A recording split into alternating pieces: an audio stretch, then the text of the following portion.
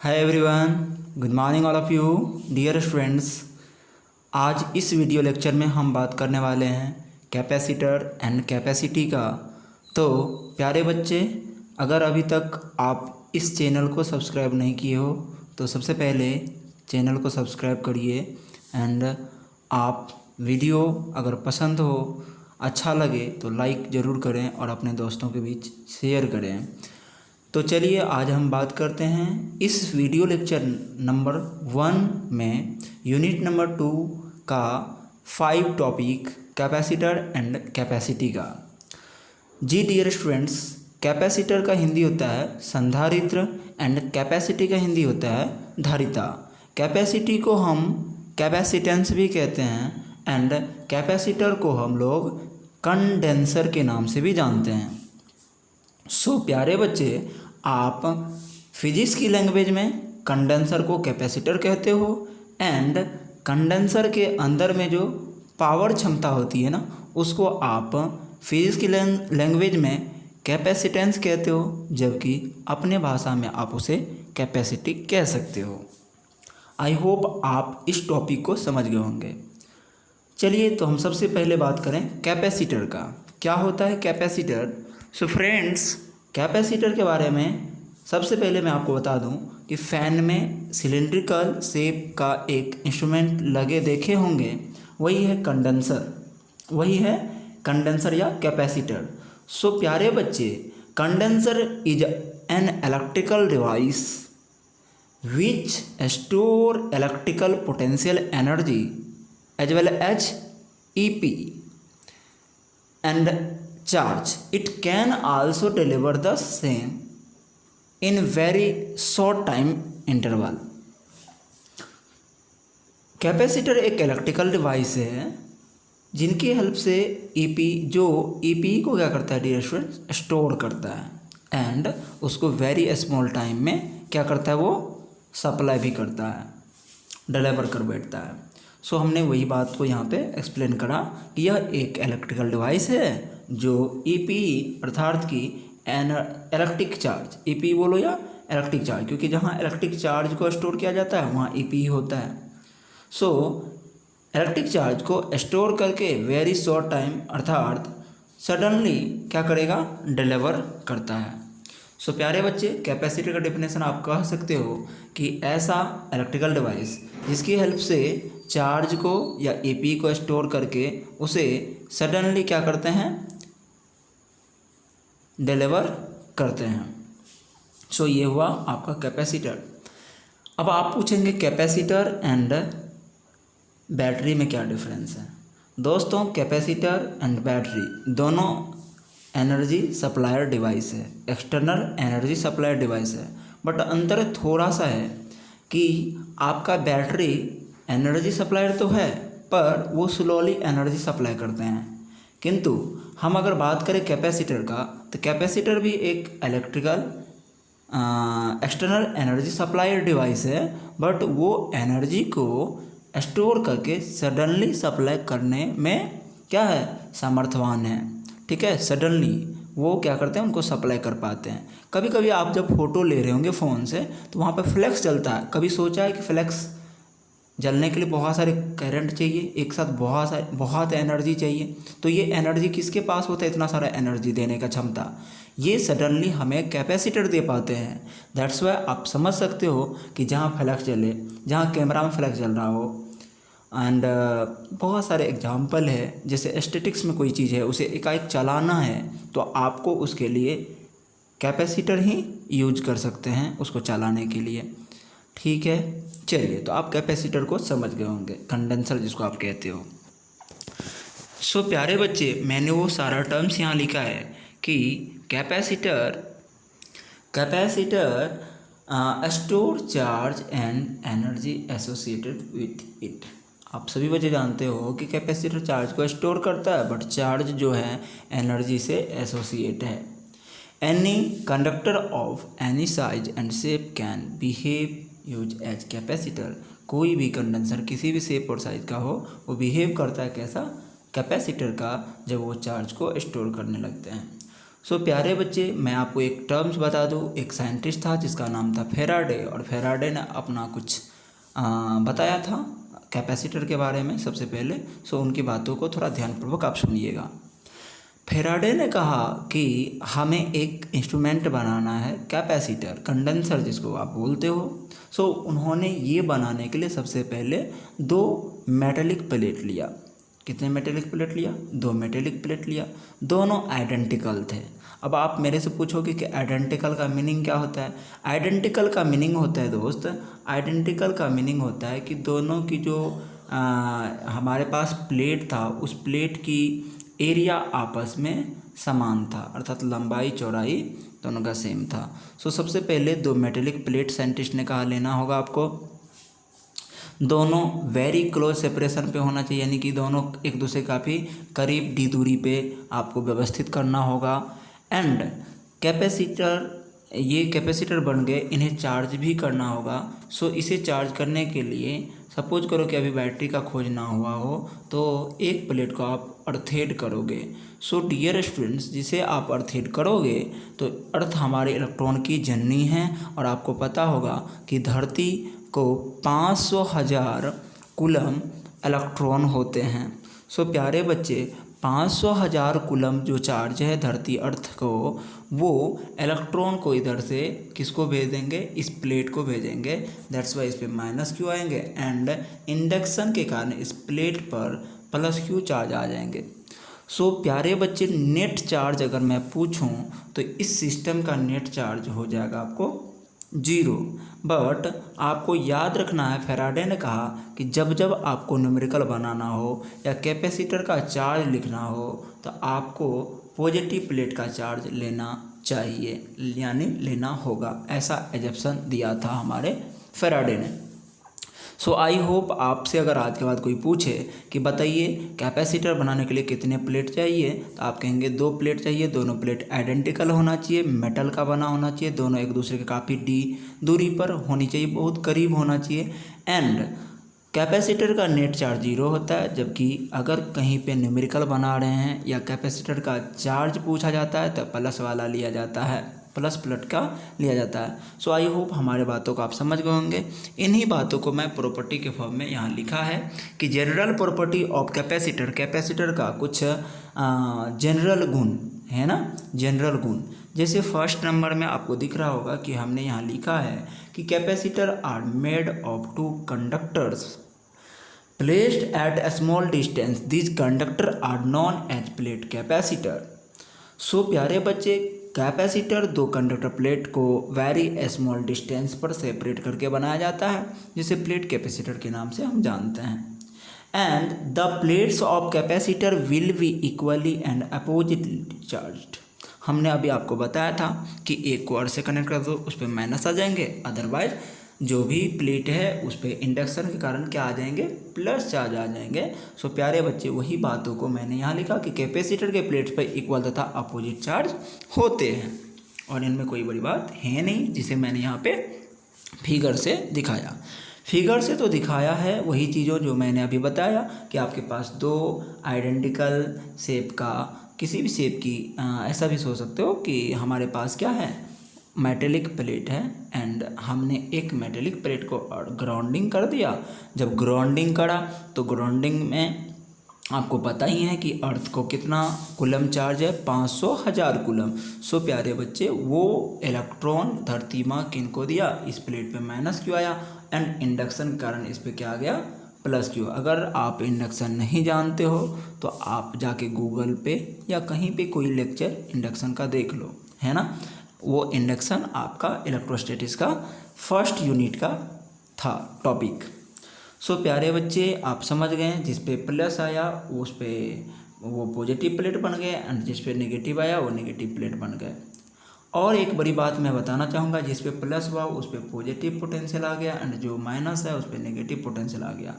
यहाँ से एक बड़ी बात आपको सीखना है कि अगर आपको कैपेसिटर का पोटेंशियल चाहिए, सो प्यारे बच्चे, भी प्लस वाला में से भी माइनस वाला अगर घटाओगे, यानी इनका पोटेंशियल माइनस इनका पोटेंशियल करोगे, तब आपके सोर्स से तो पोटेंशियल डिफरेंस आएंगे। बट उसे पोटेंशियल डिफरेंस ना कह के हम लोग कहते हैं कैपेसिटर का पोटेंशियल। ये बहुत बड़ी बात है जो आपको याद रखना है। अगर कोई पूछे कि कैपेसिटर का पोटेंशियल कैसे निकलेंगे तो आप उनको जवाब देंगे कि कैपेसिटर में दो प्लेट होते हैं, एक पे प्लस चार्ज होता है, एक पे माइनस चार्ज। जिस पे प्लस चार्ज है उस पे पोटेंशियल प्लस होगा, जिस पे माइनस है उस पे माइनस पोटेंशियल होगा। प्लस वाला पोटेंशियल में से माइनस वाला पोटेंशियल को घटाने के बाद जो हमें आंसर प्राप्त होता है, जो हमें पोटेंशियल डिफरेंस प्राप्त होता है, उसको हम कैपेसिटर का पोटेंशियल कहते हैं। एंड मैंने थर्ड पॉइंट को यहाँ पे लिखा है जो आप समझ सकते हो, charge present on positive plate will be known as charge of capacitor. Capacitor के पॉजिटिव प्लेट पर जो प्रेजेंट चार्ज को हम लोग कैपेसिटर का चार्ज कहा करते हैं, किंतु ध्यान रहे कैपेसिटर का नेट चार्ज 0 होता है, जो हमने अभी आपको समझाया था। सो प्यारे बच्चे, हम नोट नंबर ये प्रॉपर्टी नंबर 4 पे आते हैं और उन बातों को यहाँ समझाते हैं आपको। देखिए, सबसे बड़ी बात है कि the difference of potential between plates, plates के बीच के पोटेंशियल के अंतर को आप बोलते हो कौन सी? पोटेंशियल ऑफ कैपेसिटर, कैपेसिटर का पोटेंशियल। आई होप आप समझ रहे होंगे और यही बातों को मैंने अभी समझाने का प्रयास भी किया था और आप समझ गए होंगे। सो प्यारे बच्चे, अब सोचो ऐसा कि सपोज करो कि बैटरी का खोज हो गया, ऐसा सोचो। सो बैटरी का खोज हो गया तो आप एक काम और कर सकते हैं। जिसे पहले अर्थ से ग्राउंडिंग किए थे, उस प्लेट को आज आप बैटरी के नेगेटिव पर टर्मिनल से जोड़ दो एंड जी उसके बाद एक बड़ा वाला जो बैटरी का टर्मिनल है जिसे प्लस चार्ज दिख रहा है, उसे आप दूसरे वो जो कैपेसिटर का प्लेट है उनसे ऐड कर दो एंड बैटरी के सेल के नेगेटिव टर्मिनल से जिस प्लेट को आपने ऐड किए हैं उस पर माइनस क्यू चार्ज आ जाएगा। अर्थात इस माइनस से सोचो कि इलेक्ट्रॉन आया है एंड इस प्लस बिग प्लेट जो पॉजिटिव है इससे प्लस इस पे आया है। ऐसा आपका सोचना है आपको, ठीक है। लेकिन बड़ी बात ये है फ्रेंड्स कि यहाँ पे बैटरी जो है ना काज करता है। बैटरी का क्या काम है? बैटरी अर्थात external energy supplier. External energy supplier का कभी आपने सोचा है कि मतलब क्या होता है? एक्सटर्नल का मतलब होता है कि किसी के चलने के विरुद्ध कार्य करा देना। एक्सटर्नल का मतलब कि कोई किसी के इच्छा के विरुद्ध वर्क कराना। जैसे कि डियर फ्रेंड्स, आपको पता होगा इलेक्ट्रॉन का चलने का जो भी अपना उनका नेचर है, उनका इच्छा है, वो low potential to high potential की ओर होता है। जबकि बैटरी एक एक्सटर्नल एनर्जी सप्लायर है। सो ये क्या करेंगे डियर फ्रेंड्स, ये क्या करेंगे, नेगेटिव को बैटरी अपने पॉजिटिव टर्मिनल से किधर भेजेंगे? नेगेटिव टर्मिनल की ओर, यानी इधर से फेंकेंगे इधर, यानी बैटरी डिस्चार्ज हो रहा होगा। सो आप बातों को समझने का प्रयास करें। बैटरी का काम ही यही है कि जो इलेक्ट्रॉन लो से हाई जाना चाहता है, बैटरी उसे हाई से लो भेजता है, हाई से लो भेजता है और इस स्थिति में बैटरी द्वारा कार्य होता है और बैटरी डिस्चार्ज होता है। समझ गए? एंड एक बात और सुनो, और प्लस को, ये प्लस का किधर से किधर चलने का नेचर है? प्लस चलता है हाई से लो। वैसे प्लस तो चलता ही नहीं है, ये सबको पता है, पर थियोरेटिकली सोचिए तो प्लस हाई से लो चलेगा। मैं फिर से बता दूं आपको कि प्लस कभी भी चलता नहीं है, पर थियोरेटिकली आप ऐसा सोच सकते हो कि प्लस किधर से किधर, हाई से लो चलता है। सो बैटरी उसे हाई से लो चलने नहीं देंगे, उसे किधर से किधर ले जाएंगे डियरेस्ट फ्रेंड्स? उसे लो से हाई ले जाएंगे, लो से हाई ले जाएंगे। इधर लो है ना, लो से high. So work done by battery, battery द्वारा वर्क डन होगा एंड फिर भी बैटरी डिस्चार्ज होंगे। सो आप हमारे बातों को समझ गए होंगे। चलिए डियर फ्रेंड्स, आप यहाँ तक क्लियरली समझ गए। आ जाइए हम एक बात करें। हम पहली बात ये करते हैं कि जितना चार्ज कैपेसिटर पे डियर फ्रेंड बढ़ेगा, कैपेसिटर की पोटेंशियल उतना इनक्रीज करेंगे। सो Q इक्वल टू प्रोपोर्शनल को यहाँ से हटाएंगे तो आएगा C इंटू वी। एंड आपको जो यूनिट नंबर 1 इलेक्ट्रोस्टैटिक्स पढ़ाया था वहाँ पर ये फार्मूला हमने बताया था। आपको याद होगा कि Q equal to C V में C था कैपेसिटी ऑफ कैपेसिटर, V था पोटेंशियल ऑफ कैपेसिटर। सो प्यारे बच्चे, where C is a constant is called capacitance of capacitor या कैपेसिटी ऑफ कैपेसिटर। कैपेसिटर की संधारित्र की धारिता कहलाती है कौन? C। एंड V बढ़ेगा, Q बढ़ेगा तो V ऑब्वियसली बढ़ेगा। पर प्यारे बच्चे, मैं आपको यहाँ पे एक चीज़ से सतर्क कर देना चाहूँगा कि जिस प्रकार ओम लॉ में पढ़े थे V समानुपाती I, यानी कि V बराबर समानुपाती को हटाएंगे तो R एक कांस्टेंट टर्म आएंगे एंड I तो होगा ही, और R बराबर सूत्र होगा V बाय I। सो आप प्यारे बच्चे 10th क्लास में ये तो ज़रूर पढ़े होंगे कि resistance depend on length of wire, nature of material and direction of current and more than reason. आप बहुत सारे रीजन पढ़े होंगे, किन किन बातों पर डिपेंड कर रहा होता है। तो सिमिलरली सी क्यू समानुपाती V, so Q equal to C V and C equal to Q by V. So प्यारे बच्चे, जिस प्रकार रेसिस्टेंस भी और आई पे डिपेंड नहीं करता है, उसी प्रकार सिमिलरली उसी प्रकार आपका जो कैपेसिटी होता है किसी भी कैपेसिटर का, वो चार्ज और पोटेंशियल पे डिपेंड नहीं करता। मैं फिर से बता दूं, जिस प्रकार रेसिस्टेंस डिपेंड करता था तार की लंबाई पर, तार के क्षेत्रफल पर, धारा के दिशा पे, यानी पदार्थ के नेचर पे रेसिस्टेंस डिपेंड कर रहा था। रेसिस्टेंस कभी भी भी पर और आई पे डिपेंड नहीं किया था। सिमिलरली ये जो सी है, जो कैपेसिटी दिख रहा है, वो कैपेसिटी क्यू पर और भी पे डिपेंड नहीं करता है। तो आपका प्रश्न होगा कि सी किन किन बातों पर गुरुजी डिपेंड करेंगे। सो प्यारे बच्चे, सी जो है कैपेसिटी जो है ना, वो प्लेट के एरिया का समानुपाती होता है, यानी एरिया पे डिपेंड करता है। एंड सी जो है वो दोनों प्लेट के बीच भरे डाइलेक्ट्रिक यानी एप्सिलॉन आर का समानुपाती होता है।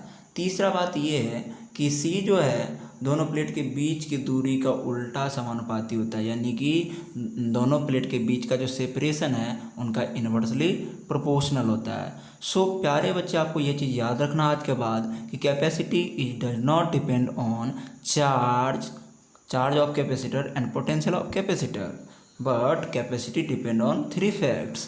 First, identical area. Second dielectric constant, that's why इसे आप कह सकते हो relative permittivity of medium. And third कह सकते हो सेपरेशन बिटवीन बोथ प्लेट्स, यानी दोनों प्लेट के बीच की डिस्टेंस पे। सो प्यारे बच्चे, यहाँ पे मैं और कुछ बातें करना चाहूँगा। सी का ऐसा यूनिट क्या होता है? सी बराबर अभी आपने पढ़ा था क्यू बाय वी, अर्थात कूलम बाय वोल्ट, और इसे ही आप कहोगे फैराड। इसे ही क्या कहोगे? फैराड। सी पॉजिटिव कांस्टेंट होता है प्यारे बच्चे, जो कि क्यू और वी पे डिपेंड नहीं करता। सी को आप कैपेसिटी या कैपेसिटेंस कह सकते हो। मैथमेटिकल अगर डिफिनेशन की बात करोगे तो it is the amount of charge store on capacitor for 1 volt known as capacity. अर्थात अगर मैं वी का मान 1 रखूँ तो सी बराबर क्यू। एंड हम बात करेंगे प्रैक्टिकल यूनिट का, एंड कैपेसिटी का प्रैक्टिकल यूनिट होता है nano, micro, milli and pico. समझ गए प्यारे बच्चे? अब आप में से कुछ बच्चे कहेंगे कि ये हमें कैसे याद रखना है। सो ध्यान दीजिएगा, ये सब तो प्रैक्टिकल यूनिट है। प्रैक्टिकल यूनिट क्यों लाया गया? बड़ी बात। सो प्यारे बच्चे, फैराड एक बड़ा यूनिट था, इसीलिए ये छोटे छोटे यूनिट लाए गए। क्योंकि जो भी आप बाहर से कैपेसिटर खरीद के लाओगे कंडेंसर, उस पर लिखा रहता है 10 माइक्रोफैराड 2 नैनोफैराड। सो ऐसा क्यों लिखा होता है? ऐसा इसीलिए लिखा रहता है कि फैराड कैपेसिटर मतलब एक छोटा यूनिट नहीं है, भारी अमाउंट वाला यूनिट है, इसलिए इसको छोटा करने के लिए। तो नैनो का मान आप सभी बच्चे को पता होगा 10⁻⁻⁹ एंड माइक्रोफेराड यानी 10⁻⁻6 फेराड, मिलीफेराड 10⁻³ फेराड, पिकोफेराड अर्थात 10⁻12 फेराड। अगर मिलीफेराड के बाद सेंटीफेराड हो जाए ना, सेंटीफेराड, सो 10⁻² फेराड। सो आप समझ गए होंगे। अगर आप इन्हें याद रखना चाहते हो तो एक छोटा सा सॉन्ग के सहारे इन्हें याद रख सकते हैं। मैं वो सॉन्ग सुना रहा हूँ, आप ध्यान से सुनिएगा। नैना माइक्रो से मिली, नैना माइक्रो से मिली, सेंटी हो गइल। नैना माइक्रो से मिली, सेंटी हो गइल। फंडामेंटल यूनिट MLT हो गइल। फंडामेंटल यूनिट MLT हो गइल। रो भैजी, रो भैजी, बुएंसी फोर्स हो गइल। रो भैजी, रो भैजी, बुएंसी फोर्स हो गइल। फंडामेंटल यूनिट MLT हो गइल। नैना माइक्रो से मिली, नैना माइक्रो से मिली, सेंटी हो गइल। सो प्यारे बच्चे, नैना अर्थात नैनो, माइक्रो अर्थात नैना माइक्रो, मिली सेंटी। नैना अर्थात 10⁻⁹, माइक्रो अर्थात 10⁻⁶, मिली अर्थात 10⁻³ सेंटी अर्थात 10⁻²। That's why more than example is a small unit of capacity. And here rho bhaji, rho is a density, rho is a density, V is a volume, G is a gravity due to acceleration. It is a buoyancy force and fundamental unit is a mass, length, time, kg, meter, second. अब हमारे बीच एक प्रश्न आया, question number 1। सो बच्चे ध्यान से सुनिएगा। Question number 1 में क्या है ना कि आपके पास दो प्लेट है। एक प्लेट की एरिया A1 है एंड सेकेंड वाला प्लेट की एरिया सॉरी फर्स्ट वाला जो अभी आपके पास स्फीयर है उसकी रेडियस R1 है, सेकेंड वाला का रेडियस R2 है। फर्स्ट वाला पे प्लस क्यू चार्ज दिख रहा है, सेकेंड वाला पे माइनस क्यू चार्ज है। अर्थात जिसकी त्रिज्या R1 है उसकी पोटेंशियल V प्लस है एंड जिसकी त्रिज्या R2 है जिसकी त्रिज्या R2 है उसकी पोटेंशियल V माइनस है। दोनों एक दूसरे से T डिस्टेंस से सेपरेट है, जो कि वेरी क्लोज सेपरेशन है, और इस प्रकार से ये बनाते हैं कैपेसिटर। सो आपको कह रहा है कि इस कैपेसिटर की कैपेसिटी निकालना है आपको। तो चलिए हम इनकी कैपेसिटी फाइंड करते हैं। मुझे Q इक्वल टू पहले से ही पता है, Q बराबर CV एंड आप बताओ, आपको तो C निकालना है, C equal to Q/V and इतना चीज़ तो आपको याद रहना चाहिए। सो प्यारे बच्चे, सबसे पहले तो आपको V निकालना होगा, क्योंकि अभी आपने बताया C बराबर क्या सूत्र होता है, Q/V। अगर मुझे V पता चल जाए तो V यहाँ पे पुट कर देंगे। सो V निकलेगा कैसे, V अर्थात पोटेंशियल ऑफ कैपेसिटर। तो V प्लस वाला में से V माइनस वाला को अगर आप घटा लेते हो तो आपको आसानी से V प्राप्त हो जाएंगे, दो कैपेसिटर की पोटेंशियल। सो सबसे पहले आपको V प्लस निकालना रहा है एंड V प्लस निकालने तो मैंने आपको कहाँ पे सिखाया था, पोटेंशियल चैप्टर में, यानी इस पर आपको निकालना है पोटेंशियल। सो यहाँ पर पोटेंशियल निकालने के लिए एक तो खुद का पोटेंशियल इस पर होगा, बड़ी बात, एंड इस माइनस वाले कारण भी यहाँ भी पोटेंशियल होंगे। अर्थात प्लस वाला पे कितने पोटेंशियल होंगे डियर फ्रेंड, दो पोटेंशियल हो जाएंगे, एक खुद के कारण सेल्फ वाला एंड एक दूसरा माइनस क्यू के कारण। सो हम ये दोनों पोटेंशियल को यहाँ लिखेंगे। एक तो सेल्फ वाला लिखिए तो आप कहेंगे सेल्फ वाला KQ बाय, अगर दोनों के बीच सपोज करो कि एप्सिलॉन R बड़े हैं, डाइलेक्ट्रिक हैं, so by epsilon R and radius R1। अब चलो प्लस इनके कारण पोटेंशियल कितना होगा, सेकेंड वाला कारण, के इंटू माइनस क्यू, क्योंकि विथ साइन लिखते हैं आपको याद होगा, बाय एप्सिलॉन आर और वो सेपरेशन कितना है डियर फ्रेंड, डी। ये सेपरेशन तो डी न रखेंगे फ्रेंड्स। सो इसमें से कॉमन क्या मिल जाएंगे, कॉमन मिल जाएंगे भी प्लस वाला में कॉमन क्या मिलेगा, ध्यान सुनिएगा, कॉमन मिलेगा के क्यू बाय एप्सिलॉन आर बचेंगे, और इधर बचेंगे आपको, इधर क्या बचेंगे, ध्यान सुनिएगा, इधर बचेंगे आपको 1 by R1 minus 1 by D. So इस जो हमें प्राप्त हुआ वैल्यू भी प्लस की, वो प्राप्त हुआ k Q by epsilon naught into 1 by R1 minus 1 by d. अब इतना चीज़ को आपको क्या करना है, याद रखना है।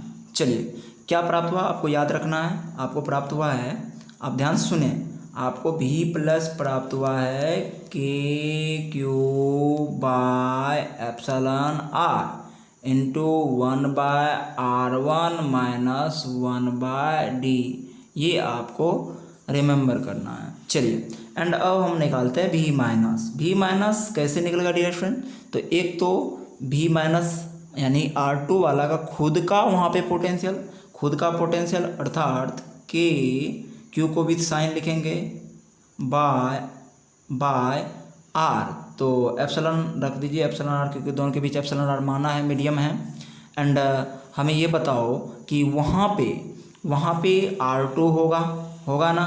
एंड बताइए पहले R1 वाला के कारण R2 वाला पे potential plus k Q by epsilon r and d. यहाँ पे कॉमन आपको क्या मिल जाएंगे, यहाँ कॉमन मिलेंगे आपको के Q by epsilon R into बचेंगे dear friends 1 by D, 1 by, पहले मैं इसको लिख रहा हूँ प्लस वाला को 1 बाय डी माइनस 1 बट्टा R2, जो माइनस वाला था डियर फ्रेंड्स उसको बाद में लिखा है। सो आप समझ रहे होंगे। चलो ये दो चीज़ें प्राप्त होगी आपको। एंड मैं थोड़ा इसको यहाँ से रिमूव करता हूँ। चलिए सो आपको याद हो गया ना, मैं इसे भी अब लिखने का कोशिश कर रहा हूँ, ध्यान से सुनिएगा। सो अपने पास जो भी वैल्यू आया उसको मैं यहाँ पे सब्स्टिट्यूट करूँगा। सो पहले उनको पुट करते हैं। चलिए ध्यान से सुनिएगा, हमारे बीच जो बच रहा है वो वैल्यू मैं लिख रहा हूँ। मुझे बचा k Q by epsilon r into 1 by R2 sorry हाँ R2 कौन सी में था डियर फ्रेंड्स, माइनस में था, प्लस 1 बाय बचा था डी। एंड अब मुझे क्या चाहिए, अब मुझे बी चाहिए, बी इक्वल टू फार्मूला अभी आपने बताया था कि बी प्लस वाला में से बी माइनस वाला को डिक्रीज कर लो। सो प्यारे बच्चे इसमें से के क्यू तो कॉमन ही है, बाय एप्सिलॉन आर कॉमन है। एंड सबसे पहले हम प्लस वाला की वैल्यू को यहाँ पे सब्स्टिट्यूट कर लेंगे, तो कर लीजिए minus 1 by R2 plus 1 by d. And हम रखेंगे, सॉरी ये कौन वाला रख दिया मैं, ये तो हमने रख दिया ये माइनस वाले का, जबकि मुझे प्लस वाले का रखना चाहिए था। तो यहाँ पे क्या दिक्कत है, यहाँ पे चेंज कर लेते हैं अपन, यहाँ पे कर लेते हैं बेटा R1 दिख गया ये प्लस, एंड यहाँ पे कर लो माइनस 1 बाय डी। अच्छा फिर यहाँ पे आपको माइनस करना है, किसका वैल्यू रखना है, ये minus minus plus 1 by R2 minus 1 by D. So 1 by D minus में 2 है तो 1 1 2, तो इसको हम यहाँ से कट करके हम यहाँ लिख सकते हैं माइनस 2 बाय डी। सो आपको इतना समझ में आया होगा। तो हमें भी का मान कितना आया, k Q by epsilon r 1 by R1 plus 1 by R2 minus 2 by d. क्या आया ध्यान से बोलिएगा, भी का वैल्यू आया k Q by epsilon r into 1 by R1 plus 1 by R2 minus 2 by d. ठीक है फ्रेंड्स, सो अब बताओ C बराबर Q बाय V पढ़े थे, तो Q V का मान बताओ, V का मान K Q bye epsilon R into 1/R1 plus 1/R2 minus 2/D। सो यहाँ पे Q कट गया एंड K का मान 1/4 एप्सिलॉन, तो वो हम उल्टा के गुना करेंगे तो हमें C की वैल्यू आएंगे 4 pi epsilon naught epsilon R by 1/R1 plus 1/R2 minus 2/D। तो ये हुआ हमारा आंसर कितना आया capacity 4 pi epsilon naught epsilon R by 1/R1 plus 1/R2 minus 2/D। और वही चीज़ें को मैंने यहाँ पे थोड़ा किया है, आप देख लो। B प्लस निकाला, सिमिलरली B माइनस निकाला। यहाँ K को मैंने 1/4 एप्सिलॉन नॉट लिखा है, पर आप K ले सकते हो। एंड पोटेंशियल हमने कैपेसिटर का निकाल लिया और सबको यहाँ पे पुट किया, तो जो वैल्यू अभी C का मान आया था 4 pi epsilon naught into epsilon R by 1/R1 plus 1/R2 minus 2/D, तो आपको दिख रहा होगा। एंड आप खुद इनको अपने नोटबुक पे ज़रूर करें, क्योंकि इन्हें अगर आप ना करते हो तो दिक्कत है। सो इतना करने पर हमारे फेराडे को एक चीज़ तो पता चल गया था कि किसी भी कैपेसिटर की कैपेसिटी 3 फैक्ट पे डिपेंड करती है। फर्स्ट, प्लेट के आइडेंटिकल एरिया पे, सेकेंड दोनों प्लेट के बीच की सेपरेशन पे, एंड थर्ड ये एक बड़ी खोज था साइंटिस्ट को कि C डिपेंड्स कर रहे थे दोनों प्लेट के बीच भरे हुए डाइलेक्ट्रिक पे, रिलेटिव परमिटिविटी ऑफ मीडियम पे। सो आप समझ गए होंगे। एंड एक बड़ी बात मैं आपको बता दूं कि अगर प्लेट की एरिया को इंक्रीज करोगे तो कैपेसिटी इंक्रीज करेंगे, दोनों प्लेट के बीच की दूरी को इंक्रीज करोगे तो कैपेसिटी डिक्रीज करेंगे, दोनों प्लेट के बीच भरे हुए डाइलेक्ट्रिक अगर डाइलेक्ट्रिक बढ़ेंगे तो आपको कैपेसिटी बढ़ेंगे। और इन सब चीज़ों को आप समझ के रखिए। और एक बड़ी बात आपको यहाँ से सीखना होगा, कभी कभी बिहार बोर्ड में क्वेश्चन आता है कि दो प्लेट के बीच एयर है, तो बताइए कैपेसिटी का सूत्र। सो बच्चे कैपेसिटी का सूत्र तो अभी आपको पढ़ाया था, epsilon naught epsilon R area by D, and हवा का एक होता है एप्सिलॉन R, तो C बराबर सूत्र आएंगे epsilon not area by D। सो ये तीनों इक्वेशन को मिलाने से कैपेसिटी का एक फार्मूला प्राप्त होंगे आपको। तीनों को मिलाइए तो C proportional A epsilon R by D, and proportional को हटाएंगे तो एक कॉन्स्टेंट टर्म आएंगे एप्सिलॉन नॉट, और एप्सिलॉन R तो है ही, area by D। This is a capacity of parallel plate capacitor. इस कैपेसिटी की जो एक्सप्रेशन है इसे आप हमेशा याद रखेंगे। अगर एयर के लिए कहेंगे तो एप्सिलॉन R का 1 वैल्यू रखेंगे। अब एक बड़ी बात आपको यहाँ से सीखना और है, अगर मैं कहूँ कि दो प्लेट के बीच फोर्स, दो प्लेट के बीच कैपेसिटी, दो प्लेट के बीच वैक्यूम है तो कैपेसिटी C है। अगर मैं इसमें एप्सिलॉन R रख दूं तो कैपेसिटी बताओ, तो एप्सिलॉन R रखा अर्थात उतना टाइम्स इनकी कैपेसिटी बढ़ जाएंगे, चलिए। सो डियरेस्ट फ्रेंड्स, अब नेक्स्ट वीडियो लेक्चर में इनसे आगे बात करेंगे। आज की क्लास बस यहीं पे एंड करते हैं। Okay, good bye.